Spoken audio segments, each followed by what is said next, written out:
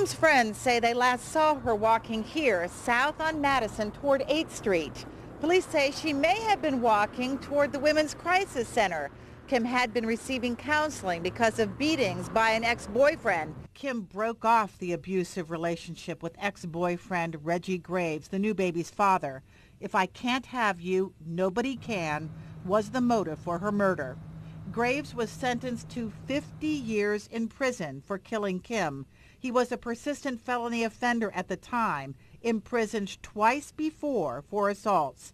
Last week, he was granted parole after 16 years. Everything just dropped. For a minute, I was paralyzed. All I could think about is, how am I going to tell my mom? Amanda found out about the parole through Facebook, not the parole board. The family was never notified about the hearing, even though they're supposed to get the chance to tell the board what they think and feel. The reason? Human error. In 2007, the hard copy files were transferred over to electronic files, and somehow, in the midst of that, our information was not transferred over as well. But Amanda had some things she wanted to say. I testified against him. I never really liked him. We never got along. I knew what he did to my sister. I knew he was abusing her, and I didn't like it.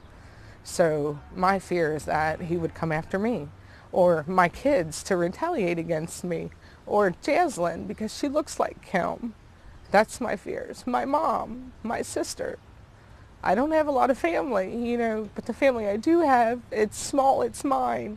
Kim's mother wants the parole board to know about her broken family. The little boy who grew up without his mom, Tyrone, now a man fighting in Afghanistan. Baby Jaslin is now a teenager. Sometimes Jaslin just gets upset and says, "I wish my mom was here." And I just think about it all the time.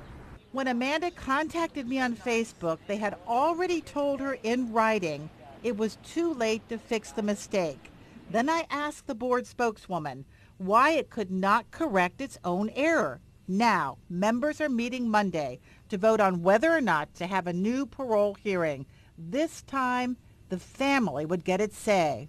Everybody ran around, jumping up and down. I felt like I hit the lottery. If the outcome is still the same, at least we can say that we had our say.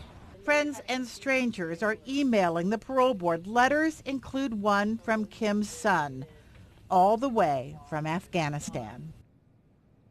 Rob, we got to give the Department of Corrections credit for saying we messed up, we made a mistake, and then saying, we may still parole them, but we're going to maybe have another hearing, and this time the family will get to have a say. Victim impact statements are very important. I tell you what, though, this is what drives people absolutely crazy about the prison system and the government in general, is they make a mistake and then it's too bad. There's nothing you can do. And if it wasn't for you calling them, right, there would be no hearing at all. Well, they already told them, too bad, so sad, pretty much. But it didn't take much. It took one day for them to call back and say, okay, we're going to have another hearing.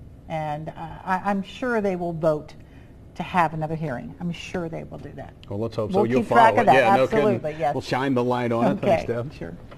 You can send an email to the parole board through Victim Services, and the email address is pbvictimservices@ky.gov. It's there on your screen, rather small there in the middle. But we have it on our email. If you do this, you need the inmate ID number, which is, I just lost it there, as you did too. The inmate ID number for Reggie Graves is 1311118. We have the information at local12.com. Click on the Get It button. That'll take you where you need to be.